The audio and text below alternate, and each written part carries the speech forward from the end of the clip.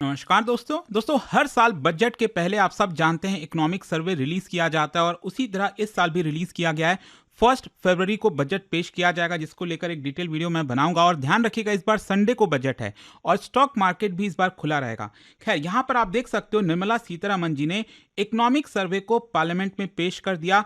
ये 2025-26 का economic survey है। ध्यान से समझिए, जब हम इकोनॉमिक सर्वे कहते हैं तो जो पिछला वाला साल है, मतलब ये जो करंट फाइनेंशियल ईयर चल रहा है 2025-26 का, हम इसकी बात करते हैं। जब बजट पेश होगा तो हम बात करेंगे 2026-27 की, मतलब आगे आने वाले वित्तीय वर्ष की। तो ये मेन डिफरेंस होता है। लेकिन इस वीडियो के अंदर मैं आपको डिटेल तरीके से बताऊंगा कि क्या क्या चीजें बोली गई हैं, मतलब जितने भी चैप्टर्स हैं इकोनॉमिक सर्वे के, उन सबके बारे में एक एक करके हम जानेंगे ताकि आपको कहीं से भी कुछ भी ना छूटे। आपका पूरा जो इकोनॉमिक सर्वे है वो इस वीडियो के अंदर कवर हो जाए। तो चलिए शुरुआत करते हैं। लेकिन उससे पहले आप सबको बता दूं, आप में से जो भी लोग यूपीएससी की तैयारी कर रहे हैं, स्टडी आईक्यू के साथ जुड़ना चाहते हैं, जहां पर प्रीलिम्स मेंस इंटरव्यू सब कुछ की तैयारी कराई जाती है। इनफैक्ट अगर आप प्रीलिम्स क्रैक कर लेते हैं तो पूरा फी भी हम आपको रिफंड कर देंगे और 18 बुक्स का जो पूरा सेट है वो आपके घर पर भेजा जाता है। तो सभी का लिंक कमेंट सेक्शन में दिया हुआ है, आपको यूज करना है ये बस अंकित लाइव कोड, ताकि आप मैक्सिमम डिस्काउंट ले सकें। और ये फोन नंबर है, अगर आपको कोई भी डाउट है बैच से रिलेटेड, ऑफर से रिलेटेड, यहां पर आप कॉल कर सकते हैं। मेरी टीम आपको अच्छे से गाइड कर देगी। तो चलिए शुरुआत करते हैं। देखिए, सबसे पहले इकोनॉमिक सर्वे जैसा मैंने आपको बताया 2025-26 का, ये पार्लियामेंट में पेश किया गया, लोकसभा और राज्यसभा दोनों जगह। और ये कौन प्रेजेंट करता है? निर्मला सीतारमण जी। अब इस बार का जो इकोनॉमिक सर्वे का फ्रंट पेज अगर आप देखोगे, क्योंकि काफी मायने रखता है, हर साल यहां पर जो इकोनॉमिक सर्वे का फ्रंट पेज आता है उसके कई मायने होते हैं। इस बार का 2025-26 का ये जो फ्रंट कवर है, इसमें आप ध्यान से देखिए तो यहां पर एक्सपोर्ट की बात कही जा रही है। मतलब इसके थ्रू दिखाया जा रहा है कि ट्रेड ये काफी इंपॉर्टेंट हो गया है, मैन्युफैक्चरिंग को दिखाने की कोशिश की गई है। तो इस बार का जो मेन थीम है वो आपका यही है कि यहां पर जो ट्रेड हो गया, एक्सपोर्ट हो गया, मैन्युफैक्चरिंग हो गया, इसके ऊपर भारत का काफी फोकस होना चाहिए। अब हम आते हैं कि इकोनॉमिक सर्वे होता क्या है। देखो, जैसे कि नाम से ही आप देख सकते हो, इकोनॉमिक सर्वे एक डिटेल रिपोर्ट होता है देश की इकोनॉमी के बारे में। मतलब ये जो करंट फाइनेंशियल ईयर खत्म होने वाला है 1 अप्रैल 2025 में जो स्टार्ट हुआ था, और ये खत्म होगा 31 मार्च 2026 में। तो ये जो पूरा फाइनेंशियल ईयर है, इसमें हमारी देश की स्थिति क्या रही है, हमारी अर्थव्यवस्था किस दिशा में गई है, जीडीपी कितना होगा, क्या चीजें हैं, वो सब कुछ किया जाता है, बताया जाता है। अच्छा, यहां पर मैं आपको बता दूं, इसको प्रिपेयर कौन करता है? बेसिकली फाइनेंस मिनिस्ट्री के अंदर में ही यहां पर डिपार्टमेंट है जिसका नाम है डिपार्टमेंट ऑफ इकोनॉमिक अफेयर्स, और उसके अंदर आता है इकोनॉमिक डिवीजन। इनके द्वारा प्रिपेयर किया जाता है। और कौन गाइड करता है? आप सब जानते हैं, चीफ इकोनॉमिक एडवाइजर। इनके गाइडेंस में ये सब कुछ होता है। और एक बार प्रिपेयर हो जाता है economic survey, finally finance minister जो है उसको अप्रूव कर देती हैं। तो अभी हमारी निर्मला सीतारमण जी जो है फाइनेंस मिनिस्टर, उन्होंने इसको अप्रूव किया होगा। मैं आपको बता दूं, पहली बार इकोनॉमिक सर्वे पेश किया गया था हमारे देश में 1950-51 का, और 1964 तक ऐसे ही चलता रहा। ये बेसिकली बजट के साथ ही पेश किया जाता था। तो स्टार्टिंग के 14-15 बार जो इकोनॉमिक सर्वे आया वो बजट के साथ ही आता था, और ये लॉन्गेस्ट टाइम तक चलता रहा। अगर आप देखोगे तो यहां पर स्पेसिफिक जो चैप्टर्स हैं, ये सारी चीजें एक ही वॉल्यूम में आती थी, और यहां पर डिटेल, स्टैटिस्टिक्स और जितनी भी चीजें हैं वो वैसी ही चलती रहती थी। लेकिन 2010 के बाद कुछ बदल गया। पहले इकोनॉमिक सर्वे 2010 के पहले एक ही वॉल्यूम में आता था, उसके बाद 2 वॉल्यूम में आने लग गया। उसके बाद क्या होता है कि यहां पर जब नए चीफ इकोनॉमिक एडवाइजर आते हैं, दैट इज वी अनंत नागेश्वरन, जो अभी भी चीफ इकोनॉमिक एडवाइजर हैं, इन्होंने वापस से सिंगल वॉल्यूम फॉर्मेट पर चले गए। मतलब एक ही बुक में यहां पर पूरा का पूरा जो इकोनॉमिक सर्वे है वो रिलीज किया जाएगा, ऐसा उन्होंने कहा। ध्यान रखिएगा, इसका काफी मायने होता है, क्योंकि बजट के जस्ट पहले ये आपका आता है। अगर मान लीजिए आपके एग्जाम में या कहीं पर क्वेश्चन आता है कि क्या जो सर्वे के अंदर चीजें बोली गई हैं, लिखी गई हैं, क्या ये बाइंडिंग है सरकार के ऊपर, क्या सरकार को ये मानना ही पड़ता है? ऐसा नहीं है। ये बेसिकली सजेशंस होते हैं, सरकार चाहे तो माने या फिर ना माने। लेकिन हाँ, ओवरऑल अगर आप कहिए तो, क्योंकि सरकार के अंडर ही में सब कुछ होता है, चीफ इकोनॉमिक एडवाइजर्स काफी सारे सजेशंस देते हैं, तो अल्टीमेटली सरकार भी सुनती है, समझने की कोशिश करती है। तो ये पूरा डिटेल्ड ऑब्जर्वेशन होता है एक तरह से आप कहिए, ताकि यहां पर हमारी देश को जो भी नीड है वो अच्छे से मिल सके। अब हम आते हैं इस बार के इकोनॉमिक सर्वे में। इस बार का इकोनॉमिक सर्वे अगर आप देखोगे, वेबसाइट पर जाओगे तो यहां पर आपको देखने को मिलेगा टोटल 16 पार्ट्स में ये डिवाइडेड है। अलग अलग चैप्टर्स हैं, जैसे पहला state of the economy, physical development, monetary management and financial intermediation. तो इस तरह की सारी चीजें, चाहे एक्सटर्नल सेक्टर हो, इन्फ्लेशन को लेकर, एग्रीकल्चर को लेकर, सर्विसेज को लेकर, इंडस्ट्री हो गया, एनवायरमेंट हो गया, इन्वेस्टमेंट हो गया, एजुकेशन हेल्थ हो गया, एम्प्लॉयमेंट स्किल डेवलपमेंट हो गया। मैं आपको इस वीडियो में एक एक चैप्टर वाइज बताऊंगा कि किसमें क्या क्या इंपॉर्टेंट चीजें बोली गई हैं। अब हम आते हैं सबसे पहले वाले चैप्टर पर, that is state of the economy, मतलब अभी प्रेजेंट में हमारी अर्थव्यवस्था का क्या हाल है। देखिए, सबसे पहले इकोनॉमिक सर्वे का यह कहना है कि ग्लोबली अगर आप देखोगे जो पॉलिसीज अपनाई जा रही हैं अलग अलग कंट्रीज के द्वारा, उसमें बहुत ज्यादा उथल पुथल आपको देखने को मिलेगा। जैसे ट्रम्प के आने के बाद स्पेशली आप देख रहे हो ट्रेड टैरिफ को लेकर वेपन की तरह इस्तेमाल किया जा रहा है। सिक्योरिटी और पॉलिटिकल कंसिडरेशन के मद्देनजर रखते हुए यहां पर जो ग्लोबल पॉलिसीज हैं वो शेप की जा रही हैं। और ये अगर आप ध्यान से देखिए, ये चार्ट ये अनसर्टेनिटी को दिखाता है।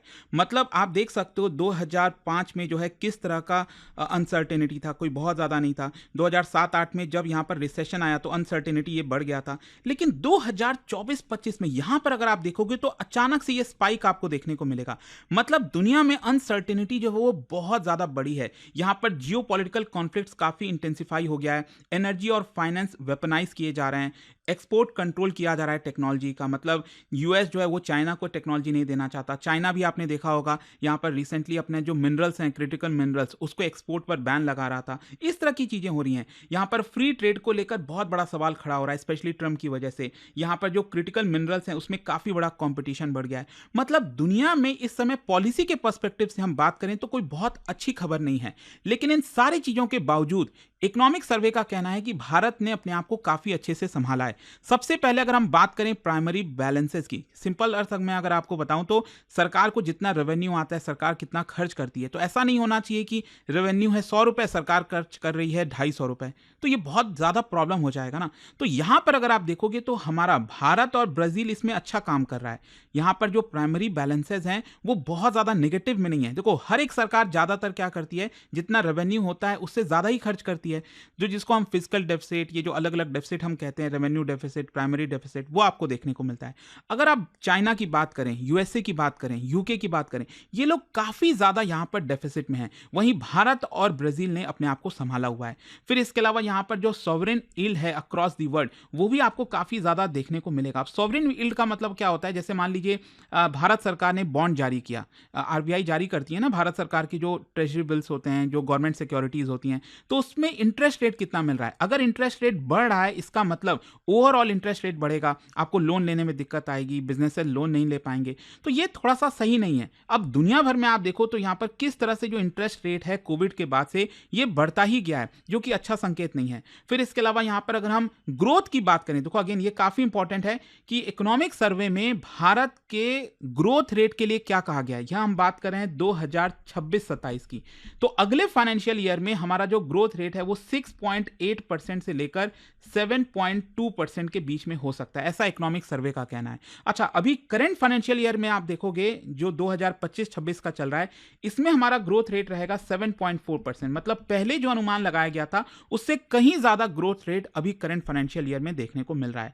अच्छा, अब हम आते हैं प्राइवेट कंजम्पशन और इन्वेस्टमेंट पर। देखो, जब हम बात करते हैं जीडीपी की, जीडीपी का मतलब क्या होता है, जीडीपी का मतलब है C+I+G+NX, राइट। मतलब private consumption, private investment, government expenditure और नेट एक्सपोर्ट, ये सबसे इंपॉर्टेंट कंपोनेंट होते हैं। तो ये जितना ज्यादा बढ़ेगा उतना हमारी जीडीपी बढ़ेगी। तो बताया गया इकोनॉमिक सर्वे में कि इसमें प्राइवेट कंजम्पशन और जो इन्वेस्टमेंट है वो सबसे बड़े ग्रोथ का कारण रहे हैं। यहां पर आप देख सकते हो क्लियरली प्राइवेट कंजम्पशन में 2015-16 के बाद से कैसे यहां पर वृद्धि आई है, ये अभी भी सस्टेन कर रहा है। वहीं इन्वेस्टमेंट भी हमारा तेजी से यहां पर बढ़ा है, ऐसा बताया गया। ऑल्दो 2022-23 में इन्वेस्टमेंट का ग्रोथ काफी अच्छा था, उसके बाद डाउनफॉल आया, लेकिन वापस से अब चीजें थोड़ी सी पिक कर रही हैं। फिर इसके अलावा अगर हम real value, gross value added की बात करें, देखो एक तो जीडीपी होता है और फिर दूसरा पहलू होता है जिसको हम कहते हैं जीवीए, ग्रॉस वैल्यू एडेड। ये बेसिकली सप्लाई साइड को दिखाता है। जैसे मैंने जीडीपी का डेफिनेशन बताया ना, C+I+G+NX। जीवीए में क्या होता है कि आपकी इंडस्ट्री कितना प्रोडक्शन कर रही है, सर्विसेज कितना प्रोडक्शन कर रहा है, राइट, एग्रीकल्चर कितना प्रोडक्शन कर रहा है। तो ये भी अगर आप देखोगे तो ये हमारा रहने वाला है 7.3% के आसपास। ये हम बात कर रहे हैं अगले वाले मतलब जो करंट फाइनेंशियल ईयर चल रहा है 2025-26 का, इसमें 7.3% रहने वाला है। अच्छा, यहाँ पर अब हम आते हैं नेक्स्ट वाले चैप्टर पर, that is physical development. Physical development मतलब वही जो फिजिकल डेफिसिट, प्राइमरी डेफिसिट, इसकी हम बात करते हैं। तो यहाँ पर भी सर्वे का ये कहना है कि भारत ने बड़ा अच्छा काम किया है। आपको याद होगा 2020-21 में जब कोविड आया था, कोविड के समय क्या हुआ, सरकार का रेवेन्यू एकदम तेजी से नीचे गिर गया था और यहाँ पर जो सरकार को खर्च करना है वो ज़्यादा करना पड़ रहा था सरकार को। तो जब सरकार का रेवेन्यू कम हुआ, खर्च ज़्यादा हुआ, इसका मतलब सरकार को बोरो ज़्यादा करना पड़ेगा। हमारा फिजिकल डेफिसिट जो है काफ़ी बढ़ गया था। आप देख सकते हो as a percentage of GDP ये 9.2% चला गया था, विच इज़ ह्यूज। फिर उसके बाद धीरे धीरे करके सरकार ने इस पे काम करना स्टार्ट किया और अब आप देख सकते हो यहां पर हमारा फिजिकल डेफिसिट 2025-26 में आ चुका है 4.4% पर। अब जब बजट आएगा ना, आप इस पे ध्यान दीजिएगा कि ये फर्दर सरकार कम करेगी, आई थिंक 4% पर लाने की कोशिश करेगी।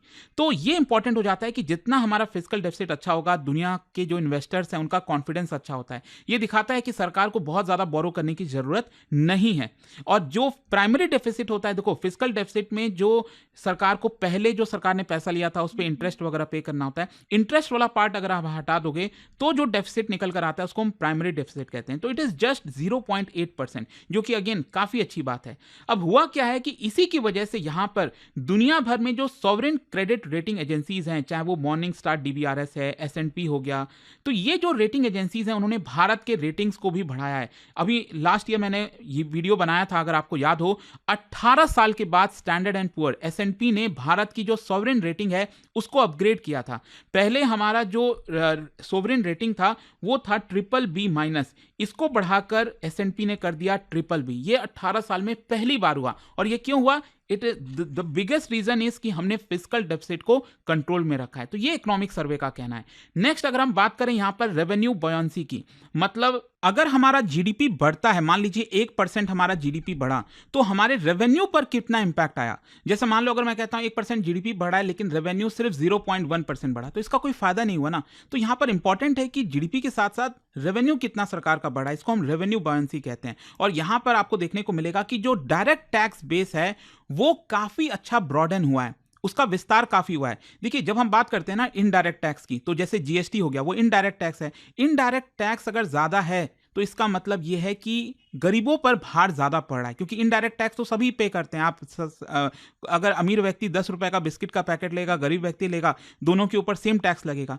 तो यहां पर कोशिश ये करनी चाहिए कि इनडायरेक्ट टैक्स जो शेयर है सरकार का रेवेन्यू का वो कम हो, और जो डायरेक्ट टैक्स है, क्योंकि जो अमीर व्यक्ति है जितना कमा रहा है उसके ऊपर सरकार डायरेक्ट टैक्स चार्ज करिए, personal income tax, corporate tax, ये डायरेक्ट टैक्सेस आते हैं, तो ये ज्यादा होना चाहिए। तो यहां पर अगर आप देखोगे ध्यान से, इकोनॉमिक सर्वे का कहना है कि पैंडेमिक के पहले जो एवरेज परसेंटेज था, मतलब मान लो 100 रुपीज टैक्स रेवेन्यू आ रहा है सरकार को, इसमें से पहले क्या होता था कि 52 रुपीज आपका डायरेक्ट टैक्स होता था और लगभग 48 रुपीज आपका इनडायरेक्ट टैक्स होता था। लेकिन अब डायरेक्ट टैक्स का परसेंटेज बढ़ गया है, 100 रुपीज में से 59 रुपीज यहां पर डायरेक्ट टैक्स आ रहा है, कलेक्शन हो रहा है, और 41 रुपीज ही आपका इनडायरेक्ट टैक्स कलेक्शन हो रहा है। इसके अलावा रेवेन्यू रिसीट्स आप देख सकते हो इन परसेंटेज ऑफ जीडीपी, पहले ये 8.5% था 2015-16 से 2020 के बीच में, ये 2022 से 25 के बीच में बढ़कर 9.1% हो गया। ग्रॉस टैक्स रेवेन्यू भी वैसे ही बढ़ा है, नॉन कॉर्पोरेट टैक्स कलेक्शन भी उतना ही बढ़ा है। फिर इसके अलावा इनकम टैक्स रिटर्न अगर आप देखोगे, पहले 2021-22 में 6.9 करोड़ लोग फाइल किया करते थे, ये बढ़कर हो गया 9.2 करोड़। हमें अक्सर ये शिकायत होती है ना कि लोगों के पास इतनी इनकम है, लोग काला धन छुपा के रखे हैं, प्रॉब्लम है।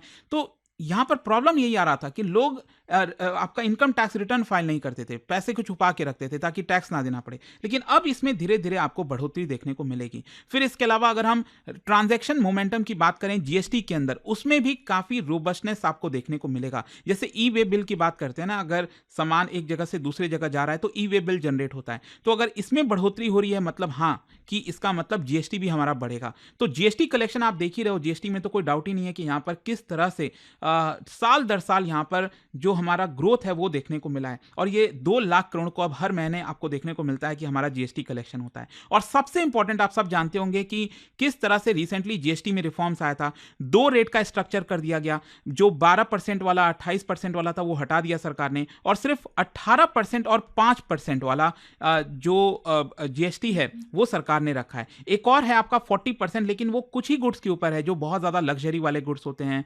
डीमेरिट गुड्स होते हैं, सिगरेट हो गया, इनफैक्ट उस पर तो और ज्यादा सेस वगैरह लगाया जाता है। तो ये बड़ा जीएसटी रिफॉर्म आया है, और इसकी वजह से क्या होता है, कंजम्पशन में बूस्ट आता है। जो लोग हैं उनके पास पैसा बच रहा है। जीएसटी के अलावा भी आपको याद होगा, पर्सनल इनकम टैक्स में भी सरकार ने 12 लाख रुपए तक टैक्स फ्री कर दिया था। तो ये सबसे कंजम्पशन बूस्ट होता है, मैन्युफैक्चरिंग और ट्रेड यहां पर बढ़ता है, स्ट्रक्चरल रिफॉर्म सरकार ने लेकर आए हैं। तो इसके अलावा अब आप देखिए, सरकार कैपिटल एक्सपेंडिचर इसके ऊपर फोकस करती है। देखो क्या होता है ना, सरकार जो भी पैसा खर्च कर रही है ना, एक तो आप सब जानते होंगे कि पेंशन के ऊपर सरकार सैलरीज देती है, तो ये सब जो पैसा सरकार खर्च करती है उससे कोई बहुत ज़्यादा रिटर्न नहीं आता है। इंपॉर्टेंट ये है कि सरकार अपना जो कलेक्शन कर रही है, पैसा जो खर्च कर रही है, वो क्या कैपिटल एक्सपेंडिचर कर रही है कि नहीं। जितना कैपिटल एक्सपेंडिचर होगा उतना बेटर होगा हमारे देश के लिए। जैसे रोड बनाना हुआ, फ्लाईओवर बनाना हुआ, तो ये जो इंफ्रास्ट्रक्चर से रिलेटेड चीज़ें होती हैं उसको हम कैपिटल एक्सपेंडिचर कहते हैं। तो net capital, effective capital expenditure आप देख सकते हो 2019-20 के मुकाबले ये किस तेजी से यहां पर बढ़ा है, और ये लगातार बढ़ता जा रहा है। और जो अभी बजट आएगा ना, उसमें भी ये फिगर देखिएगा कि निर्मला सीतारमण जी कितना यहां पर अनाउंस करती हैं। तो ये सिर्फ सेंट्रल गवर्नमेंट की बात नहीं है, सरकार कुछ स्कीम लेकर आई थी केंद्र सरकार, ताकि राज्य सरकारें भी अपना जो कैपिटल एक्सपेंडिचर है उसको बढ़ा कर रखें। तो इसको 2.4% पर मेंटेन किया हुआ है। अच्छा, यहां पर अब हम आते हैं तीसरे वाले चैप्टर पर, that is monetary management and financial intermediation.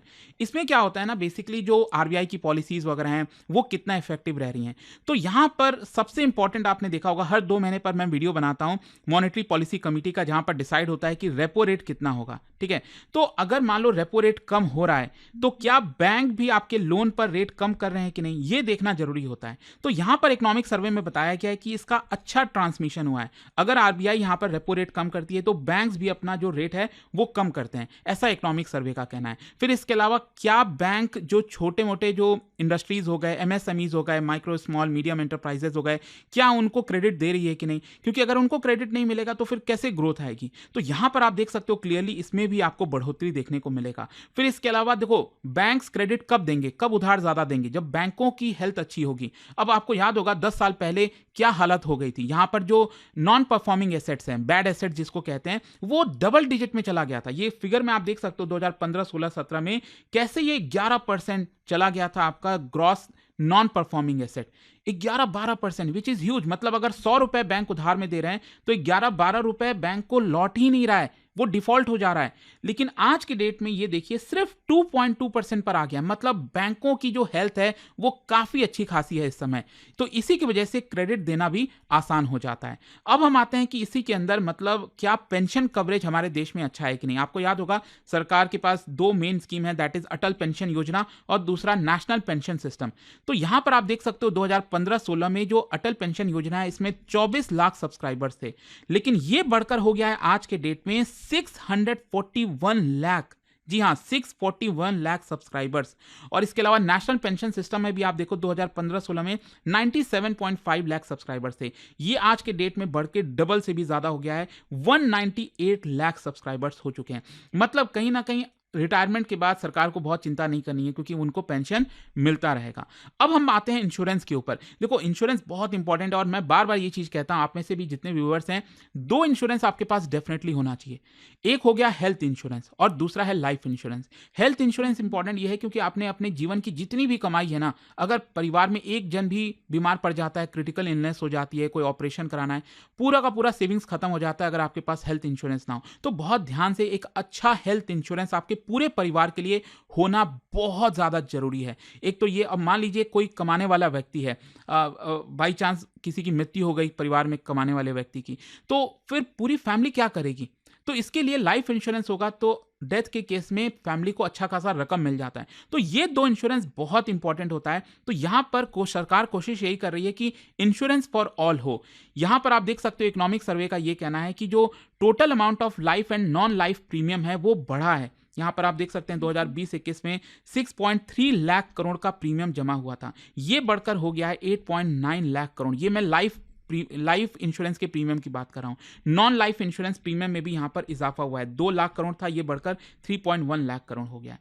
तो ये सब दिखाता है कि हम इंश्योरेंस फॉर ऑल की तरफ जा रहे हैं। फिर अब हम आते हैं कैपिटल मार्केट में। देखो कैपिटल मार्केट में मतलब ये हुआ, जो कंपनीज हैं वो पैसा रेस करती हैं। देखो अगर कोई कंपनी है, उसके पास दो तरीका है मेन। एक तो क्या है कि डेट ले ले, बैंकों से उधार ले ले, उसके ऊपर फिक्स इंटरेस्ट देता रहे, या फिर बॉन्ड्स वगैरह जारी कर दे, तो वो डेट वाला इंस्ट्रूमेंट हो गया। फिर दूसरा, आज के डेट में आपने देखा होगा आईपीओ का बहुत क्रेज हो गया है। तो प्राइमरी मार्केट में कंपनीज क्या करती हैं, आईपीओ निकालती हैं, जिससे रिटेल इन्वेस्टर्स, बाकी के जो इंस्टीट्यूशनल इन्वेस्टर्स हैं वो पैसा लगाते हैं उसमें, राइट, और यहाँ पर अपने शेयर्स को ले लेते हैं उस पर्टिकुलर कंपनी के। तो आप देख सकते हो यहाँ पर किस तरीके से इसमें वृद्धि हुई है। मुझे कोई बताने की जरूरत नहीं है। आजकल कोई भी आईपीओ आता है, खराब से खराब कंपनी का आईपीओ आ जाए, उसमें भी मैं देखता हूं कि पता नहीं कितना गुना सब्सक्राइब हो गया। आप देख पाओगे क्लियरली 2024-25 में 218,000 करोड़ रुपए रेस किए गए हैं। अभी तो ये अप्रैल से नवंबर का डेटा है, इस साल का करंट फाइनेंशियल ईयर का 169,000 करोड़, सॉरी।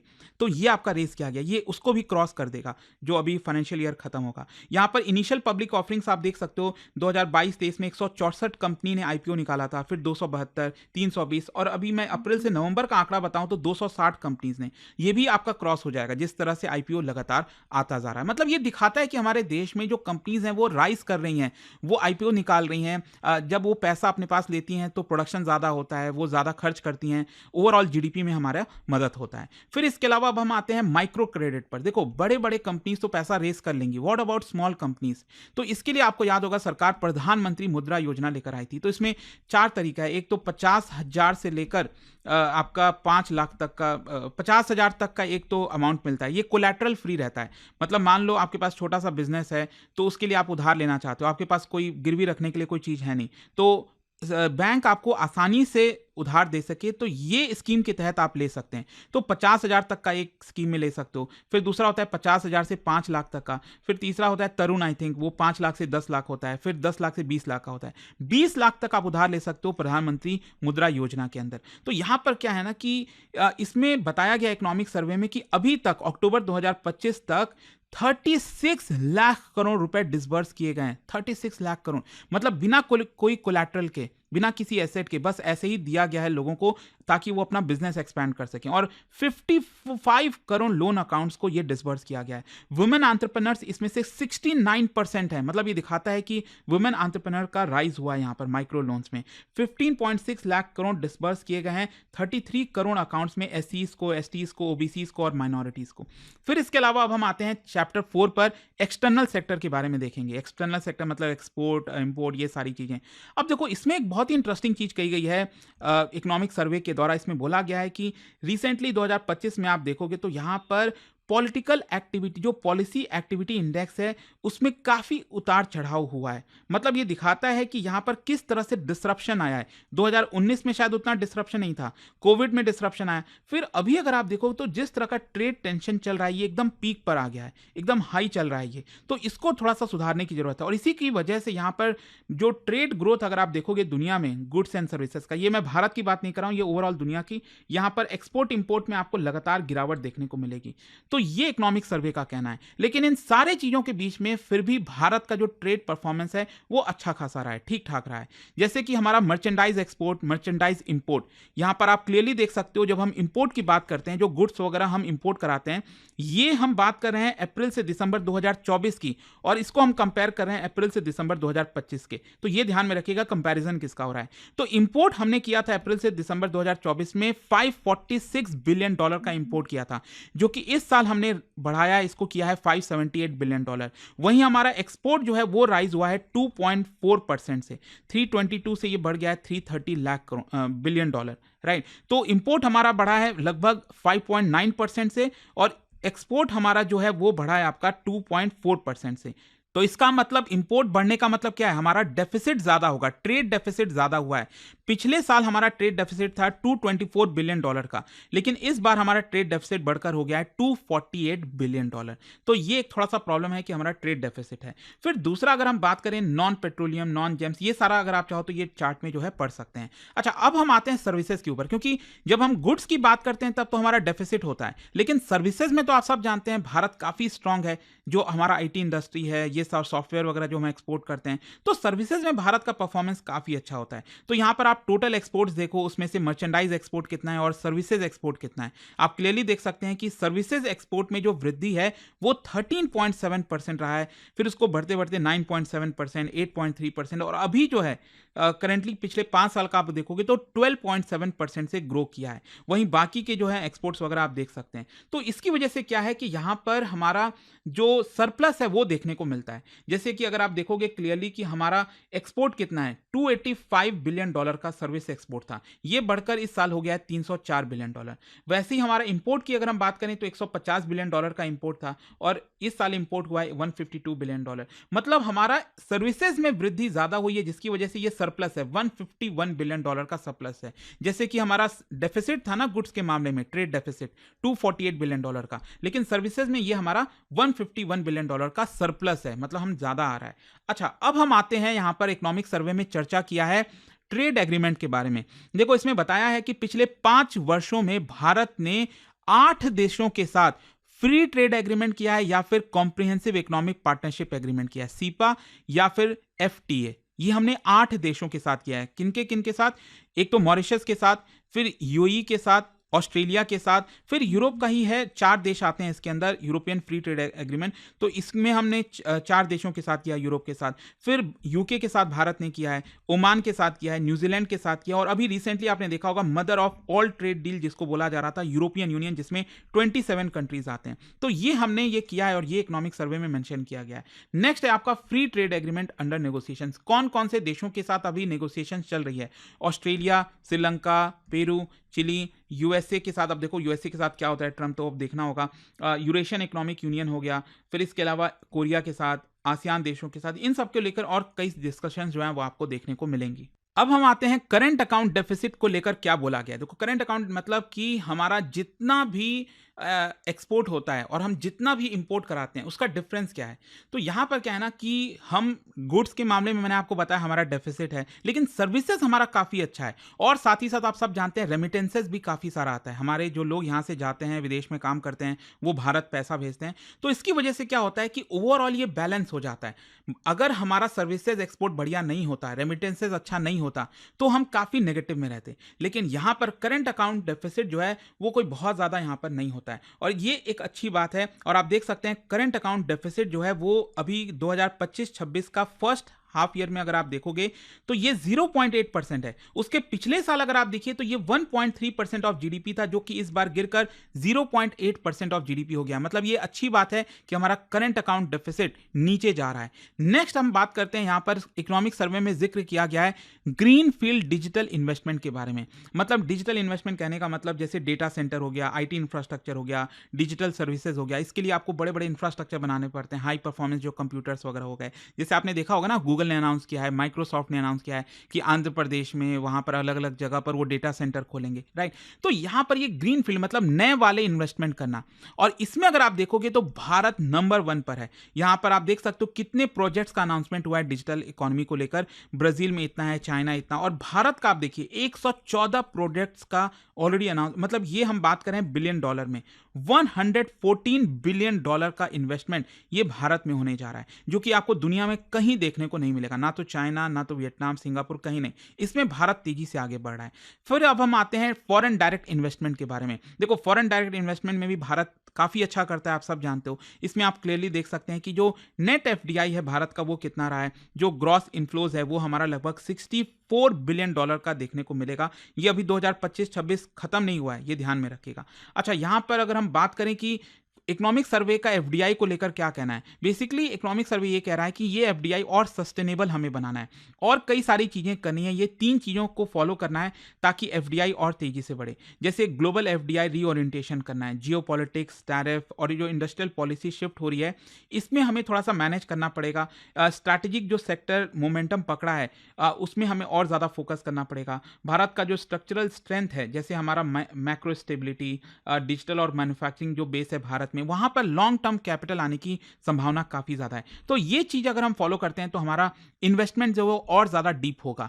नेक्स्ट अगर हम बात करें एक्सटर्नल बफर्स के बारे में, मतलब कि क्या हमारे पास सिक्योरिटी है कि नहीं? कल के डेट में मान लो और वॉर छिड़ जाता है, मान लो यूरोप में किसी देश के साथ वॉर छिड़ गया, मिडिल ईस्ट में एक और वॉर छिड़ गया, आजकल चर्चा हो रही है ना कि सऊदी अरब, यूएई, इन सब में आपस में टेंशन चल रही है। यू नेवर नो, अचानक से कुछ वॉर वगैरह हो जाए, प्रॉब्लम हो जाए, इसकी वजह से रेमिटेंसेज आना बंद हो जाए, तो क्या हमारे पास एनफ फॉरेक्स रिजर्व है कि नहीं, जो आरबीआई मेंटेन करती है। और आप देख सकते हैं फॉरेक्स रिजर्व में पिछले 10 वर्षों में बहुत तेजी से इजाफा हुआ है। 2014-15 में हमारा फॉरेक्स रिजर्व $341 बिलियन था।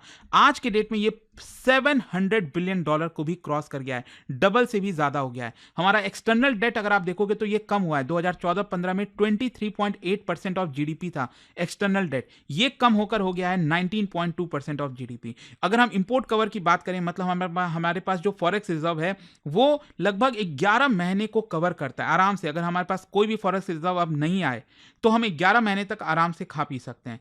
करंट अकाउंट डेफिसिट जो अगर आप देखोगे जीडीपी का, ये भी कम हुआ है, मैंने आपको पहले ही बता दिया।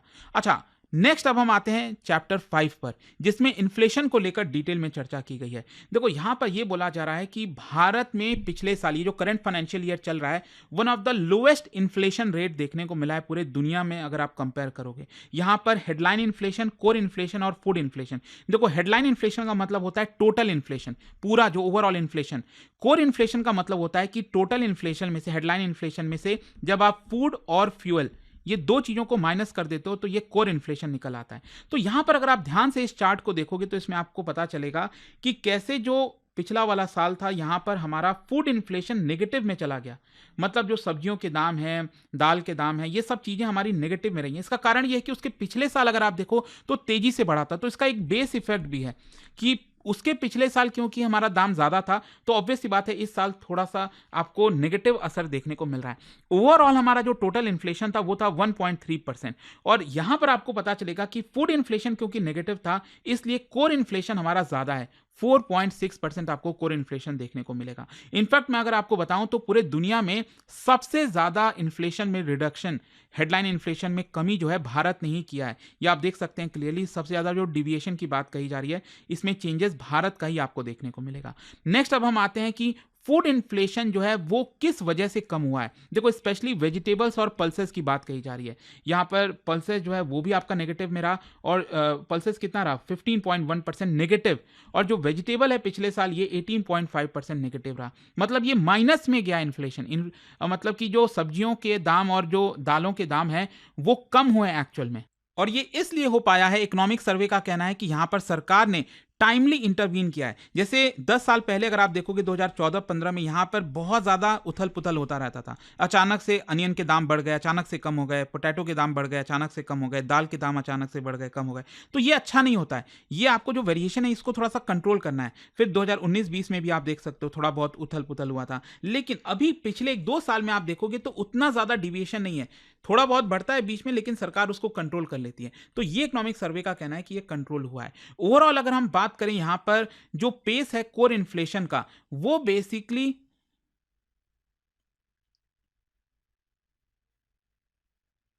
गोल्ड और सिल्वर के प्राइसेस से ज्यादा इंपैक्ट हुआ है। ये जो मैंने आपको बताया था ना अभी यहां पर, ये यहां पर कोर इन्फ्लेशन 4.62%, इसके बढ़ने का मेन कारण जो है वो मेटल्स बताया जा रहा है। और आप सब जानते हैं कि सिल्वर और गोल्ड के दाम तो एकदम आसमान छू रहे हैं, तो इसी की वजह से ये आपका ऊपर की तरफ है। वैसे मैं आपको बता दूं, इकोनॉमिक सर्वे का ये कहना है कि आगे आने वाले फाइनेंशियल ईयर में जो 2026 और 2027 ये जो फाइनेंशियल ईयर होगा, इसमें इन्फ्लेशन इस साल के मुकाबले थोड़ा सा बढ़ सकता है, लेकिन हमें चिंता करने की उतनी बात नहीं है, क्योंकि चीज़ों को हम मैनेज कर देंगे। हमारा जो मैक्रो इकोनॉमिक्स है, वो मैक्रो इकोनॉमी है, उसके नंबर्स काफ़ी ठीक ठाक हैं। और यहाँ पर ऐसा होगा क्यों, क्योंकि एक तो जो रूपी है वो थोड़ा सा वीक हो रहा है। आपने देखा होगा 92 के करीब आ गया अब रूपी, $1 इक्वल्स टू। और जब भी रूपी वीक होता है तो जो हम इंपोर्ट करते हैं सामान वो महंगा पड़ जाता है भारत के, तो उसकी वजह से इन्फ्लेशन थोड़ा सा ऊपर की तरफ चला जाएगा। लेकिन इकोनॉमिक सर्वे कह रहा है हम कंफर्टेबल पोजीशन पर है, उसको मैनेज कर लेंगे। नेक्स्ट आते हैं चैप्टर नंबर 6 के ऊपर। यहाँ पर एग्रीकल्चर की बात करेंगे।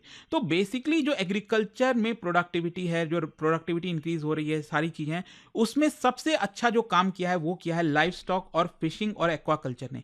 लाइफ स्टॉक में जो ग्रोथ है 2020 से 24 के बीच में आप देख सकते हो 6.1% रही है और फिशिंग और एक्वाकल्चर में 7.2% रही है। एग्रीकल्चर सेक्टर भी हमारा ठीक ठाक परफॉर्म किया है। देखो एग्रीकल्चर सेक्टर में ऐसा नहीं है कि आपको 10% 12% की वृद्धि होती है, नॉर्मली आपको देखने को नहीं मिलता है।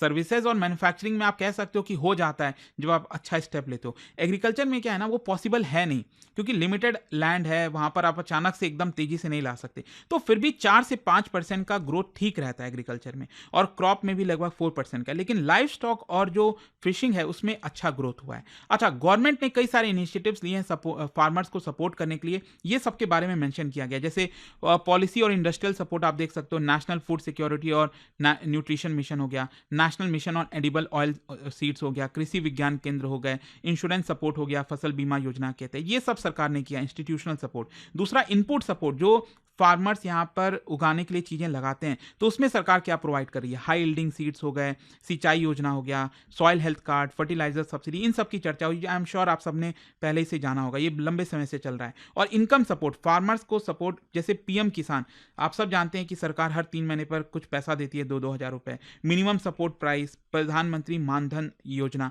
तो ये सब सरकार जो है सपोर्ट करती है फार्मर्स को। नेक्स्ट आते हैं चैप्टर नंबर 7 पर और यहाँ पर सर्विसेज की बात करेंगे। और सर्विसेज में तो मैंने आपको पहले ही बता दिया कि भारत जो है काफ़ी अच्छा परफॉर्म करता है, चाहे वो आईटी की बात करें, इनफैक्ट टूरिज्म में भी अच्छा खासा वृद्धि हुआ है, जो मैं आपको बताऊंगा। देखिए सबसे पहले तो यहाँ पर बोला गया है कि जो भारत का सर्विसेज का जीवी अगर आप देखोगे तो वो आउट परफॉर्म किया है, दुनिया में सबसे अच्छा परफॉर्मेंस भारत का रहा है। यहाँ पर आप क्लियरली देख सकते हो कि चाइना का जो ग्रोथ है, प्री कोविड ग्रोथ कैसा था, 8% के हिसाब से था, लेकिन अभी जो ग्रोथ चल रही है सर्विसेज में चाइना की, वो 5% ही है। सेम उसी प्रकार से दुनिया का जो ग्रोथ है सर्विसेज में 0% है, वहीं का वहीं है। वर्ल्ड का यूएस की मैं बात कर रहा हूँ, वर्ल्ड का ग्रोथ जो है वो 2% है, वहीं यूरोपियन यूनियन का 1.5%, यूके का 1.4%, भारत का ग्रोथ आप देखो तो 7.2%। अगर हम कोविड के पहले की बात करें तो 7.6% था, ये गिरा है लेकिन उतना नहीं गिरा है। आप चाइना का देखिए, चाइना का 8% हुआ करता था कोविड के पहले सर्विसेज में, अब ये 5% ही रह गया है। तो भारत ने एक प्रकार से आउट परफॉर्म किया है। फिर इसके अलावा यहां पर अलग अलग देख सकते हो, जैसे पब्लिक एडमिनिस्ट्रेशन, डिफेंस में कितना सरकार खर्च कर रही है, कितना ग्रोथ हो रहा है, फाइनेंशियल और रियल एस्टेट में, ट्रेड, होटल्स, ट्रांसपोर्टेशन में, ये सब आपको यहां पर देखने को मिलेगा। अच्छा, अगर आप पीएमआई इंडेक्स की बात करें, सर्विसेज पीएमआई, जैसे एक तो मैन्युफैक्चरिंग पीएमआई होता है और सर्विसेज पीएमआई होता है। इसमें क्या होता है ना, अगर 50 के ऊपर वैल्यू है मतलब आपका सर्विसेज बढ़ रहा है, अच्छा कर रहा है। तो ये पिछले 10 साल का एवरेज अगर आप देखोगे तो ये 53.3 था, लेकिन इस बार का अगर आप देखिए तो 58.9 है, मतलब हमारा जो सर्विसेज है वो एक्सपैंड हो रहा है। फिर इसके अलावा सर्विसेज सेक्टर के अंदर जो अर्बन एम्प्लॉयमेंट है वो बहुत इंपॉर्टेंट है। अगर आप देखोगे हमारे देश में जो टोटल एम्प्लॉयमेंट होता है, पूरे देश की हम बात करें अर्बन और रूरल, तो 30% एम्प्लॉयमेंट हमारा सर्विसेज से आता है। लेकिन अर्बन एरियाज में ये सबसे ज्यादा इंपॉर्टेंट है, अर्बन एरियाज में लगभग 62% जो एम्प्लॉयमेंट है वो सर्विसेज में होता है, मतलब सर्विसेज लाइफ ब्लड है शहरों के लिए। फिर इसके अलावा अगर हम टूरिज्म सेक्टर की बात करें तो अगेन डोमेस्टिक टूरिस्ट विजिट जो है 2024 में 17-18% की ग्रोथ हुआ है। इंटरनेशनल जो टूरिस्ट हैं, जो फॉरेनर्स भारत में आए हैं, उसमें 8.9% की वृद्धि हुई है। एवरेज होटल ऑक्यूपेंसी रेट 60% से ज़्यादा रहा है। फिर इसके अलावा मेडिकल वेलनेस टूरिज्म हो गया, लॉन्ग डिस्टेंस ट्रेल हो गए, मरीना टूरिज्म हो गया, जो ब्लू इकोनॉमी की हम बात करते हैं, तो ये सब में भी आपको वृद्धि देखने को मिलेगा। वहीं मीडिया और एंटरटेनमेंट वगैरह सेक्टर में भी इजाफा हुआ है। रियल इस्टेट, जो लोग घर वगैरह खरीद रहे हैं, इसमें भी प्राइसिंग आपको ज्यादा देखने को मिलेगी, और स्पेशली गुड़गांव, दिल्ली, मुंबई, मतलब जिस तरह से घरों के दाम भागे हैं तो उसमें भी यहां पर इजाफा हुआ है। रियल इस्टेट सेक्टर काफी तेजी से बढ़ा है। फिर अगर हम आईटी सेक्टर, ग्लोबल टेक्नोलॉजी और इनोवेशन हब की बात करें तो यहां पर स्टेडी एक्सपेंशन आपको देखने को मिलेगा। ग्लोबल कैपेबिलिटी सेंटर्स में, ग्लोबल कैपेबिलिटी सेंटर 2018-19 में 1430 थे, ये बढ़कर अब 1700 हो गए। और देखो ये इंपॉर्टेंट इसलिए हो जाता है क्योंकि एआई को लेकर काफी चर्चा होती है आजकल। जो स्टार्टअप्स वगैरह आप देख सकते हो, यहाँ पर 2024-25 में तेजी से वृद्धि हुआ है। जनरेटिव एआई वाले जो स्टार्टअप्स हैं वो 890 आज के डेट में है, जो कि दुनिया में 3rd लार्जेस्ट है स्टार्टअप इकोसिस्टम में, अगर आप देखिए। नेक्स्ट अब हम आते हैं इंडस्ट्रीज पर, यह है चैप्टर नंबर 8, और यहां पर जो स्ट्रक्चरल रिफॉर्म्स हैं उसकी चर्चा हो रही है। इंडस्ट्रियल परफॉर्मेंस का ग्रोथ, रिजिलियंस, ट्रांसफॉर्मेशन। अगर आप देखो तो यहां पर हमारा जो प्रोस्पेक्ट है, हम ऑप्टिमिस्टिक हैं। जो बिजनेस एक्सपेक्टेशन इंडेक्स है उससे आपको पता चलेगा, मतलब ये जो बिजनेस एक्सपेक्टेशन इंडेक्स है ये दिखाता है कि जो लोग काम कर रहे हैं उनका क्या एक्सपेक्टेशन है कि आगे आने वाले समय में बिजनेस एक्सपैंड करेगा कि नहीं, तो उनका मानना है कि हाँ बिल्कुल करेगा, ये ऊपर ही चल रहा है, 100 के ऊपर ही वैल्यू आपको देखने को मिलेगी। फिर मीडियम और हाई टेक्नोलॉजी जो एक्टिविटीज़ हैं वो बढ़ा है। देखो ये इंपॉर्टेंट हो जाता है, जैसे अगर आप वेस्टर्न कंट्रीज़ की बात करें, यूरोप, अमेरिका, वो हाई टेक्नोलॉजी पर ज़्यादा फोकस करते हैं, उसी से रेवेन्यू ज़्यादा आता है। तो यहाँ पर अगर आप देखोगे 2020-21 में, 21-22 में, ये आपका जो टोटल मैन्युफैक्चरिंग वैल्यू एडेड था हमारे देश में, उसमें सिर्फ 9 से 10% ही कंट्रीब्यूट करता था। आज के डेट में मीडियम और हाई टेक्नोलॉजी का कंट्रीब्यूशन 46% है, ऑलमोस्ट आधा हो चुका है, जो कि अगेन भारत के लिए बड़ी अच्छी बात है। नेक्स्ट अगर हम बात करें रियल मैन्युफैक्चरिंग जीवीए की, मतलब ग्रॉस वैल्यू एडेड, तो यहां पर भी एक्सपेंशन हुआ है। आप देख सकते हो 2025-26 में बताया जा रहा है कि ये लगभग 9.13% रहा है, इसमें भी इजाफा देखने को मिलेगा। Real industrial gross value added में भी आपको इजाफा यहां पर देखने को मिल रहा है। और इंडस्ट्रीज की जब हम बात करते हैं तो बहुत चीजें होती हैं ना, सीमेंट, स्टील, कोल, ये सब चीजें। जैसे सीमेंट में भी आप देख सकते हो इंस्टॉल्ड कैपेसिटी कितना है और प्रोडक्शन कितना है। इंस्टॉल्ड कैपेसिटी ये ब्लू लाइन को दिखा रहा है, तो इसमें भी आपको देखने को मिलेगा 600 मिलियन टन से ज्यादा का इंस्टॉल्ड कैपेसिटी, और प्रोडक्शन कितना हो रहा है, 400 मिलियन टन से ज्यादा का हो रहा है। हम सीमेंट की बात कर रहे हैं। फिर फिनिश्ड स्टील की आप बात करें तो यहां पर भी प्रोडक्शन और कंजम्पशन कितना हो रहा है, यह आपको देखने को मिलेगा। कोयला जो है उसमें भी आपका डोमेस्टिक प्रोडक्शन बढ़ा है कोयले का, और प्रोडक्शन ज़्यादा होगा मतलब जो हम इंपोर्ट कराते थे कोयला, वो हमें कम कराना पड़ेगा।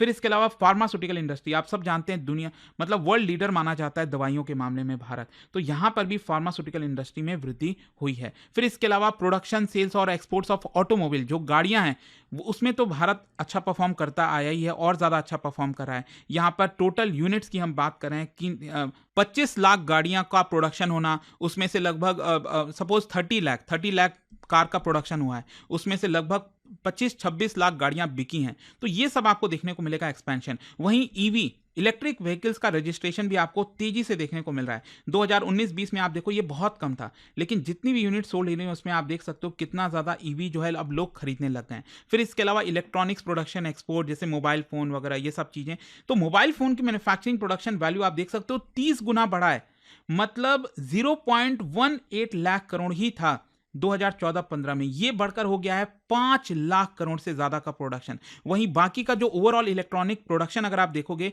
तो यहां पर आपको 11.3 लाख करोड़ का प्रोडक्शन है इलेक्ट्रॉनिक्स का भारत में, और इसमें यहां पर इंपोर्ट की हम बात करें तो 8.4 लाख करोड़ का इंपोर्ट करते हैं, लेकिन अब एक्सपोर्ट भी बढ़ा है। आप देखो पहले जो है 2021-22 में 1.2 लाख करोड़ का ही हमने एक्सपोर्ट किया था इलेक्ट्रॉनिक्स का, अब ये 3 गुना हो गया है, 3.3 लाख करोड़ का हमने एक्सपोर्ट किया है। नेक्स्ट आते हैं चैप्टर नंबर 9, इसमें इन्वेस्टमेंट और इंफ्रास्ट्रक्चर की बात कही गई है। ये बेसिकली दिखा रहा है कि यहां पर गवर्नमेंट का जो कैपिटल एक्सपेंडिचर है, सरकार कितना, मैंने आपको स्टार्टिंग में बताया था ना कि सरकार दो तरह से खर्च करती है, एक तो आपका रेवेन्यू एक्सपेंडिचर, दूसरा है कैपिटल एक्सपेंडिचर। रेवेन्यू एक्सपेंडिचर में सैलरी, पेंशन ये सब आता है, उससे कोई बहुत बेनिफिट नहीं है। बेनिफिट है कैपिटल एक्सपेंडिचर, सड़क पर, बिजली, पानी, ये सब के ऊपर, ताकि सरकार को रिटर्न आए। तो ये लगातार बढ़ा है, ये आप देख सकते हो 3.2 लाख करोड़ था 2014-15 में, ये आज के डेट में 15 लाख करोड़ से ज्यादा हो चुका है। मतलब जो ग्रांट्स दिए गए हैं कैपिटल एक्सपेंडिचर में, इफेक्टिव थोड़ा सा कम ही रहता है, ये आप देख सकते हो। अच्छा, यहां पर अगर हम बात करें प्रोजेक्ट्स अप्रूवल की, पब्लिक प्राइवेट पार्टनरशिप जो है वो तेजी से बढ़ रहा है। टोटल प्रोजेक्ट का कॉस्ट आप देख सकते हो पब्लिक प्राइवेट पार्टनरशिप का, ये आपका पहुंच गया यहां पर 1 लाख करोड़ से ज्यादा, और जो नंबर ऑफ प्रोजेक्ट्स हैं इसमें भी काफी इजाफा हुआ है। अभी 2025-26 खत्म भी नहीं हुआ और 28 प्रोजेक्ट्स यहां पर ऑलरेडी अप्रूव किए जा चुके हैं। फिर इसके अलावा फिजिकल कनेक्टिविटी हो गई। फिजिकल कनेक्टिविटी में जो टोटल नेशनल हाईवे का नेटवर्क है, इसमें 60% का इंक्रीज देखने को मिलेगा पिछले 10 वर्षों में, मतलब 91,000 किलोमीटर का नेशनल हाईवे था 2014-15 में, आज के डेट में ये 1.4 लाख किलोमीटर एक्सपैंड हो गया है। फिर इसके अलावा हाई स्पीड जो कॉरिडोर, जो एक्सप्रेसवेज की बात करते हैं, ये तो और तेजी से बढ़ा, आपने देखा होगा 10 साल पहले 550 किलोमीटर का ही था। मेनली आपने देखा होगा जो नोएडा, दिल्ली, आगरा वाला एक्सप्रेसवे कुछ ही थे, बेसिकली 550 किलोमीटर, मुंबई से पुणे वाला हो गया। लेकिन अब तो हर जगह, यूपी में तो और तेजी से एक्सपैंड हुआ है, 5000 किलोमीटर से ज्यादा का एक्सप्रेसवे आज के डेट में देखने को मिलेगा। जो average commissioning reconnecting of railway network है, हर साल आप देख सकते हो इसमें भी काफ़ी अच्छा खासा इजाफा देखने को मिला है पिछले 10 वर्षों में। इसके अलावा पोर्ट इंफ्रास्ट्रक्चर ये भी एक्सपैंड हुआ है। एवरेज जो container vessel turn around time है, मतलब कितना तेज़ी से शिप हमारे पोर्ट पर आ रहा है, उसमें से खाली हो रहा है, माल उसमें वापस से लद रहा है, फिर वो चला जा रहा है। तो वो जो टर्न अराउंड टाइम होता है ना, उसमें काफ़ी कमी आई है, जो कि एक अच्छी बात है। कार्गो मूवमेंट जो है इनलैंड वाटर ट्रांसपोर्ट से, जो हमारी नदियाँ वगैरह हैं, उसमें भी इजाफा आपको देखने को मिलेगा। फिर इसके अलावा पावर सेक्टर की हम बात करें तो जो कैपेसिटी एडिशन है, जो जनरेटिंग कैपेसिटी एडिशन है, ये भी काफ़ी तेज़ी से एक्सपैंड हुआ है। 2024-25 में आप देख सकते हो ये आपका 15,000 मेगावाट एक्सपैंड हुआ था और अभी 2025-26 में 40,000 मेगावाट का एक्सपेंशन हुआ है। और इसका डायरेक्ट असर आपको डेली एवरेज पावर सप्लाई में देखने को मिलेगा कि यहाँ पर कितना पावर की सप्लाई हो रही है। रूरल एरियाज़ में तो अच्छा खासा जंप आया और अर्बन एरियाज़ में भी थोड़ा सा जंप आपको देखने को मिलेगा। नेक्स्ट अगर आप बात करिए टेलीकॉम एक्सेस की, तो इसमें भी यहाँ पर आप देख सकते हो जो टोटल कनेक्शन है वो कितना ज़्यादा बढ़ा है। अर्बन एरियाज़ में, रूरल एरियाज़ में और ज़्यादा परसेंटेज में इंक्रीज़ हुआ है। मतलब कितने मिलियन लोग ऐसे हैं जो यहाँ पर टेलीकॉम का एक्सेस ले रहे हैं। अब आप तो आज के डेट में हर किसी के पास मोबाइल फ़ोन है। फिर इसके अलावा इंटरनेट और ब्रॉडबैंड कनेक्टिविटी ये भी बहुत इंपॉर्टेंट है। 2014 और 25 का कंपेयर करिए आप, इंटरनेट कनेक्शन यहाँ पर 25 करोड़ लोगों के पास था 10 साल पहले। आज के डेट में 100 करोड़ से ज़्यादा लोगों के पास यहाँ पर है। ब्रॉडबैंड कनेक्शन तो और तेजी से बढ़ा है। सिर्फ 6 करोड़ लोगों के पास ब्रॉडबैंड कनेक्शन था, आज के डेट में ऑलमोस्ट 100 करोड़ लोगों के पास ब्रॉडबैंड कनेक्शन है। और ये क्यों हुआ है? क्योंकि जो मंथली डेटा कंजम्पशन होता है वो अफोर्डेबल हो गया है। जैसे पहले आप देखिए यहाँ पर 1 जीबी के लिए आपको पे करना पड़ता था 10 साल पहले 268 रुपए, आज के डेट में सिर्फ 8 रुपए, 8 साढ़े 8 रुपए एवरेज की मैं बात कर रहा हूँ। मतलब डेली आपने देखा होगा ना, रिचार्ज आप करते हो 400 रुपए का, 350 का, तो उसमें आपको डेली 1 जीबी, 1.5 जीबी, 2 जीबी इस तरह का आपको पैकेज मिलता है, राइट? तो एवरेज मंथली डेटा कंजम्पशन पहले तो कुछ भी नहीं था, आज के डेट में 25 जीबी, मतलब एक डेटा सब्सक्राइबर जो है वो हर महीने 25 जीबी कंज्यूम कर रहा है। अच्छा, नेक्स्ट आते हैं चैप्टर 10 और ये एनवायरनमेंट और क्लाइमेट चेंज। ये अगेन आज के डेट में काफ़ी इंपॉर्टेंट हो गया है। देखो इसमें एक इंटरेस्टिंग चीज़ बोली गई है। यहाँ पर ये कहा गया इकोनॉमिक सर्वे में कि जो हम रिन्यूएबल एनर्जी की बात करते हैं ना, जैसे सोलर पावर, तो अगर सोलर पावर अगर हमें पर गीगावाट बनाना है, राइट, तो उसमें बहुत सारा पैसा चाहिए, बहुत सारा इन्वेस्टमेंट चाहिए, काफ़ी कुछ खर्च होता है और एनवायरनमेंट के पर्सपेक्टिव से कोई बहुत ज़्यादा बेनिफिट नहीं होता। जैसे मटेरियल आप देख सकते हो, सिल्वर इतना चाहिए,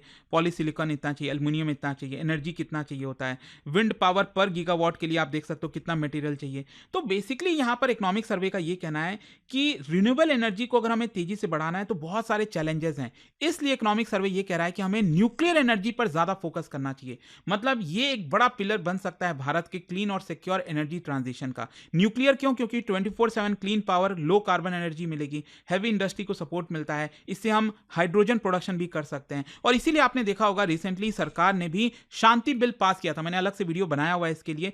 शांति बिल में क्या था, छोटे छोटे जो न्यूक्लियर पावर हैं वो आपके प्लांट्स बनाए जाएंगे। इसमें आप देख सकते हो 10 दिसंबर 2025 में इसको पास किया गया, जहां पर प्राइवेट और स्टेट पार्टिसिपेशन को एनेबल किया जाएगा, साथ में आएंगे। लाइबिलिटी फ्रेमवर्क को बनाया गया है, विक्टिम कंपनसेशन अगर बाई चांस कोई हादसा हो जाता है। तो कोशिश यहां पर यह है कि एक ऐसा एक्ट लाया जाए ताकि प्राइवेट सेक्टर का भी भागीदारी हो। अभी तक क्या था, प्राइवेट सेक्टर नहीं आ सकती थी, सरकार ने मना कर रखा था।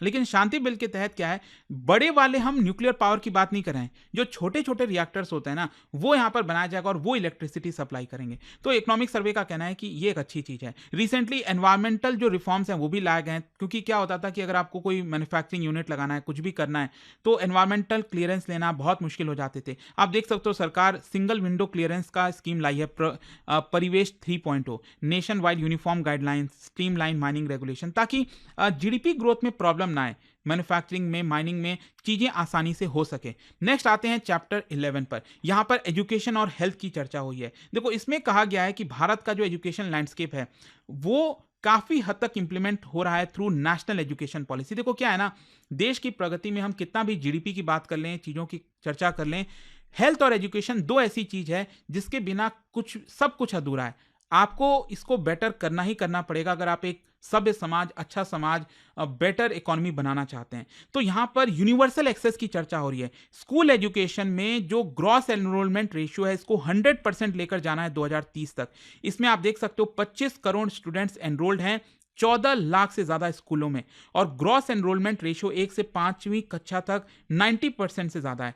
6th ग्रेड से 8th ग्रेड के बीच में 90% से ज़्यादा है, लेकिन यहाँ पर 11th और 12th में 78% ही है। तो जो स्कूल एजुकेशन है ना, यहाँ पर ग्रॉस एनरोलमेंट रेशियो 100% करने का कोशिश है सरकार का 2030 तक। और वहीं हायर एजुकेशन में ग्रॉस ग्रॉस एनरोलमेंट रेशियो बहुत नीचे है।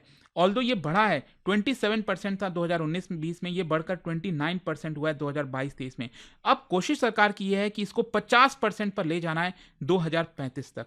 और इसको करने के लिए इकोनॉमिक सर्वे का कहना है कि सरकार ने कई सारे स्कीम्स लेकर आए हैं, कई मतलब ऐसे महत्वपूर्ण योजना लेकर आई है ताकि यहाँ पर लोग स्कूल जाएं, लोग हायर एजुकेशन को चुनें। जैसे कि इंक्लूसिव और इक्विटी के लिए 500 हॉस्टल अप्रूव किए गए हैं पीएम जनजाति आदिवासी न्याय महाअभियान के तहत। 2682 कस्तूरबा गांधी बालिका विद्यालय, ये सब चीज़ें आप अक्सर पढ़ते रहते होंगे, ये स्कीम्स आती रहती हैं। मल्टीलिंगुअलिज्म के लिए 3000 से ज़्यादा एआई ड्रिवन इंटरैक्टिव ई कंटेंट लाया गया है मल्टीपल लैंग्वेजेस में। डिजिटल स्टडी मटेरियल आपको 22 इंडियन लैंग्वेजेस में आज के डेट में देखने को मिलेगा। लर्निंग सेंट्रिक एजुकेशन लाया जा रहा है। जो अपार आईडीज हैं वो बनाया गया है ताकि जो स्कूल में बच्चों का प्रोग्रेस कैसा है वो ट्रैक किया जाए। इंटरनेशनलाइजेशन किया जाए, मतलब एफडीआई 100% कर दिया गया हायर एजुकेशन में। अब जो फॉरेन यूनिवर्सिटीज़ हैं वो भारत में आसानी से आ सकेंगी। और बोला ये जा रहा है कि कम से कम 15 फॉरेन इंस्टीट्यूशंस बहुत जल्द भारत में अपने कैंपसेस बनाने वाले हैं। ये तो एजुकेशन हो गया। जहां तक हेल्थ केयर का सवाल है तो देखो यहां पर बोला गया इकोनॉमिक सर्वे के दौरान जो इन्फेंट मोर्टालिटी रेट है ये पिछले एक दशक में 37% गिरा है, जो कि एक अच्छी बात है। मतलब एक महीने में, एक साल के अंदर अंदर बच्चे की जब मृत्यु हो जाती है जन्म के बाद, तो वो इन्फेंट मोर्टालिटी रेट के अंदर आता है। तो 37% गिरा है। वहीं लाइफ एक्सपेक्टेंसी 1976 में 49 ईयर्स था, ये बढ़कर आज के डेट में 70 ईयर्स से ज़्यादा हो चुका है। और ऐसा क्यों हो पाया है? क्योंकि एक तो हमारे यहाँ कैलोरीज इंटेक बढ़ा है। रूरल एरियाज में 2009-10 में आप देख सकते हो 2147 कैलोरी इंटेक था, ये बढ़कर 2200 से ज़्यादा हो गया। अर्बन एरियाज में 2100 था, ये बढ़कर 2200 से ज़्यादा हो गया। प्रोटीन इंटेक भी बढ़ा है, आप देख सकते हैं क्लियरली। तो इकोनॉमिक सर्वे ये कह रहा है कि nutritional intake, life expectancy, declining infant mortality rate, ये सब कुछ दिखाता है कि हम हेल्थ में अच्छा कोशिश कर रहे हैं, अच्छा काम कर रहे हैं। फिर गवर्नमेंट ने भी कई इनिशिएटिव लिया है हेल्थ में, जैसे कि अवेयरनेस फैलाया ओबेसिटी को लेकर, ईट राइट कैंपेन, क्या खाना चाहिए क्या नहीं, ऑयल कंजम्पशन कम करो 10%, खेलो इंडिया, ये सब चीज़ें। फिर टेक्नोलॉजी ड्रिवन भी आजकल कर रहे हैं। जो सेंटर ऑफ एक्सीलेंस है एआई ड्रिवन के थ्रू, एम्स दिल्ली में, एम्स ऋषिकेश, इनके द्वारा लाया गया reforms. AI based diabetic screening जो है वो किए जा रहे हैं। 14 करोड़ बेनिफिशियरीज हैं यूविन पोर्टल के थ्रू। मेंटल हेल्थ, ये भी इंपॉर्टेंट है। मतलब फिजिकल हेल्थ तो जरूरी है, लेकिन जो मानसिक जो प्रॉब्लम से गुजरना पड़ता है भारतीय नागरिक को, उसको निपटने के लिए safe internet guidelines for school, online gaming regulation act 2025, यहाँ पर 24/7 जो नेशनल मेंटल हेल्थ हेल्पलाइन है वो लाया गया। इस तरह की चीजें की जा रही हैं। इंफ्रास्ट्रक्चर को भी स्ट्रेंथन किया जा रहा है। 1.8 लाख से ज्यादा आयुष्मान आरोग्य मंदिर ये ऑपरेशनल किए गए हैं, जिसमें 500 करोड़ से ज्यादा फुटफॉल देखने को मिला। 3.78 लाख ह्यूमन रिसोर्सेज प्रोवाइड किए गए हैं राज्यों को, डॉक्टर्स वगैरह। 42 करोड़ से ज्यादा आयुष्मान भारत जो कार्ड है, जो इंश्योरेंस स्कीम है ना कि आप 5 लाख तक का इलाज करा सकते हो, ये सब चीजें की गई हैं। नेक्स्ट अगर हम बात करें चैप्टर 12 की, तो यहां पर एम्प्लॉयमेंट और स्किल डेवलपमेंट। देखो जरूरी है कि अगर हमें एम्प्लॉयमेंट जनरेट करना है तो स्किल होना चाहिए। अगर आप स्किल ही नहीं है, लोग बस ग्रेजुएट कर दे रहे हैं, इंजीनियर बन जा रहे हैं, लेकिन उनको पता ही नहीं है क्या होता है स्किल, तो वो उनको जॉब नहीं मिलेगा। तो यहां पर लेबर मार्केट का डायनेमिक्स अगर आप देखोगे तो इसमें इंप्रूवमेंट हुआ है। लेबर फोर्स पार्टिसिपेशन रेट ये एक्चुअल में आपका बढ़ा है, ये पिछले कुछ महीनों का डेटा है, इसमें बढ़ोतरी देखने को मिलेगी। वहीं अनएम्प्लॉयमेंट रेट यहां पर गिरा है, ऐसा इकोनॉमिक सर्वे का कहना है। यहां पर आपको याद होगा कि लेबर कोड को फाइनली इंप्लीमेंट कर दिया गया। 29 लेबर जो लॉस थे उसको कंसोलिडेट करके 4 लेबर कोड्स में लाया गया। Code on wages, code on social security, industrial relation code, operational safety and health and working condition code. वैसे तो ये बिल पहले ही पास हो गया था, लेकिन पिछले साल ही सरकार ने इसको फाइनली इंप्लीमेंट किया। मतलब इसकी वजह से क्या होगा कि 77 लाख जॉब्स और क्रिएट होंगे, ऐसा एसबीआई का जो डेटा है वो कहना था। फिर इसके अलावा जरूरी हो जाता है कि हमारे देश में पुरुषों के साथ साथ क्या महिलाओं का पार्टिसिपेशन है कि नहीं। तो female labour force participation rate भी आप बढ़ा है। 2023-24 में आप देख सकते हो 41% है, पहले 2017-18 में 23% था। फीमेल अनएम्प्लॉयमेंट रेट गिरा है, 5.6% था 2017-18 में, अभी ये 3.2% है। फिर इसके अलावा स्किलिंग राइट जरूरी है। इंडस्ट्रियल ड्रिवन स्किलिंग कराया जा रहा है सरकार के द्वारा। मतलब यहाँ पर जो national scheme for upgradation of ITIs हैं वो किए गए हैं। 1000 से ज्यादा जो आईटीआईज हैं उसको अपग्रेड किया गया है। यहाँ पर अलग अलग एमओयू साइन किए गए सरकार के द्वारा, ताकि जो कंपनीज हैं वो ट्रेनिंग दें बताएं लोगों को कि किस तरह का कैसा स्किल रिक्वायर्ड है, और जैसे ही स्किल मिलेगा लोगों को, उनको यहाँ पर नौकरियां मिल सकेंगी। नेक्स्ट चैप्टर 13 में रूरल डेवलपमेंट और सोशल प्रोग्रेस की बात कही गई है। मतलब इसमें बताया गया है कि भारत ने पॉवर्टी के खिलाफ किस तरह से काम किया। एक्सट्रीम पॉवर्टी अगर आप देखोगे 5.3% गिरा है 2022-23 में। इंफ्रास्ट्रक्चर में भी बढ़ोतरी हुई है, मतलब रूरल कनेक्टिविटी 99.6% जो एलिजिबल हैबिटेट्स हैं, मतलब जो जहां पर छोटे छोटे गांव हैं, उन सबको 99.6% गांवों को कनेक्ट कर दिया गया है। हर घर जल में आप देखो तो 81% रूरल हाउसहोल्ड्स को टैप वाटर मिल गया है। 2.9 करोड़ से ज्यादा हाउसेस कंस्ट्रक्ट किए गए हैं लोगों को देने के लिए। टेक ड्रिवन इनिशिएटिव, मतलब जो स्वामित्व कार्ड है, आप सबने सुना होगा कि जो लैंड वगैरह हो गया उसका डिजिटाइजेशन करना, क्योंकि पेपर वगैरह में बहुत इश्यूज आते हैं, वो किया गया है। स्किल डेवलपमेंट तो आप सब जानते हैं कि यहाँ पर सरकार पहले से कई स्कीम्स वगैरह चला रही है। फिर नेक्स्ट है चैप्टर 14, इसमें एआई इकोसिस्टम को लेकर चर्चा हुई है। मतलब देखो एआई आज के डेट में हिस्सा बन चुका है हमारे लाइफ का, आप इसको इग्नोर नहीं कर सकते। तो यहाँ पर अगर आप देखोगे तो बेसिकली ये कहना है कि इकोनॉमिक सर्वे का कि आपको आपके दोनों हाथों में लड्डू नहीं हो सकते, आपको एक चीज चुनना पड़ेगा। जैसे कि बहुत सारे इश्यूज हैं, जैसे एक तो ये है कि हमें चुनना है कि छोटे कुछ ही फर्म्स रहें, थोड़े ही फर्म्स रहें, कंपनीज रहें हमारे देश में जिनके पास एआई कैपेबिलिटी बहुत ज़्यादा होगी, या फिर इस सेक्टर स्पेसिफिक सोल्यूशन आप ढूंढिए। बहुत सारे फर्म्स होंगे लेकिन उनकी कैपेसिटी शायद उतनी ज़्यादा नहीं हो पाएगी। वो हमें चुनना पड़ेगा कि हम किस दिशा में जाना चाहते हैं। यहाँ पर स्केल और इंक्लूजन को लेकर थोड़ा सा फाइट है। मतलब अगर बड़ी बड़े फर्म्स हैं वो स्केल कर सकेंगी, हायर प्रोडक्टिविटी की तरफ जा सकेंगी, लेकिन हायर प्रोडक्टिविटी की तरफ अगर हम जाएंगे एआई में तो अनएम्प्लॉयमेंट बढ़ेगा, लोगों को नौकरियां कैसे मिलेगी। तो क्या हम इधर की तरफ जाएं या फिर इधर की तरफ जाएं। फिर इसके अलावा यहाँ पर प्रोप्राइटरी और ओपन, मतलब यहाँ पर क्या हम चीज़ों को पेटेंट करा लें ताकि यहाँ पर बाकी लोग यूज़ ना कर पाएँ, कुछ ही फर्म्स यूज़ करें, या फिर जो शेयर्ड इनोवेशन है, एडेप्टेबिलिटी, उसको ओपन कर दिया जाए कि हर एक कंपनी जो भी चाहे वो यूज़ कर सकती है, कोई भी चीज़ इस तरह से पेटेंट नहीं होगा। तो खैर यहाँ पर ह्यूमन कैपिटल फॉर एआई ये इंपॉर्टेंट हो जाता है कि कैसे एआई के लिए हम अपना समाज में लोगों को तैयार करें। तो हाई स्कूल, यहाँ पर हमें प्रिपरेशन स्टार्ट करना पड़ेगा, अर्न एंड लर्न का कुछ स्कीम लाना पड़ेगा, यूनिवर्सिटीज़ में इसको इंप्लीमेंट करना पड़ेगा। तो मतलब हमें वाइट कॉलर के बियॉन्ड जाना है, क्योंकि एआई का ज़माना आ गया है। हमें बचपन से ही स्कूलिंग सिस्टम से ही यहाँ पर एआई के बारे में पढ़ाना स्टार्ट करना पड़ेगा। और फाइनली लास्ट में है आपका अर्बनाइजेशन। मतलब अगेन भारत के जो शहर हैं उनको सिटीजन्स के लिए बनाना है।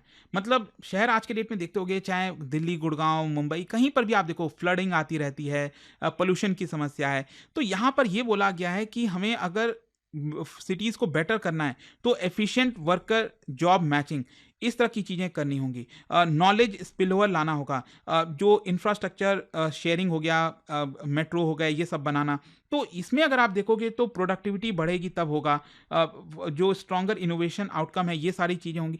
तो यहाँ पर कहने का मतलब ये इकोनॉमिक सर्वे का कि आपको अपने शहर को अगर बेटर करना है तो इन सब चीज़ों पर फोकस करना पड़ेगा। यहाँ पर जो मोबिलिटी के इश्यूज हैं वो आपको टैकल करना है। जैसे एक डेटा दिया गया है इसके अंदर कि बेंगलुरु में 117 घंटा लोगों ने लूज किया है रश आवर की वजह से। मुंबई में 103 घंटा लोगों ने लूज किया है। न्यू दिल्ली में 176 आवर्स लोगों ने लूज किया है। तो लोग एक जगह से दूसरे जगह जाने में ही यहाँ पर अपना टाइम व्यर्थ कर देते हैं। जैसे मैं कई बार देखता हूँ दिल्ली, मतलब लोग नोएडा में रहते हैं, गुड़गांव काम करने आते हैं, 2-2.5 घंटा आना, 2-2.5 घंटा जाना, 4-5 घंटे तो उनके उसी में चले गए। तो इसके लिए इकोनॉमिक सर्वे का कहना है कि हमें अपने पब्लिक ट्रांसपोर्टेशन पर और ज़्यादा फोकस करना होगा। तो इसमें अगर आप देखो तो कई मेजर्स लिए जा सकते हैं। जैसे बस फ्लीट को डिजिटाइज किया जा सकता है, लोगों को पता हो कब कौन सी बस किधर है, वो बस स्टैंड पर जाएं और यूज़ करें।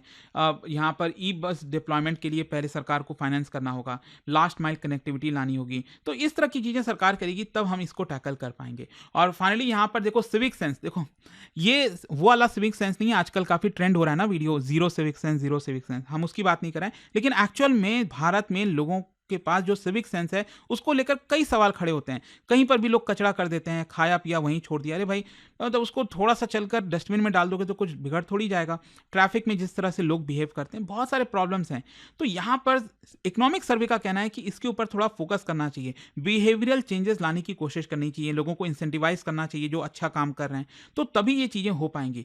एंड जो नॉन टेंजिबल एस्पेक्ट है फ्यूचर सिटीज़ के लिए, उसके ऊपर फोकस करना।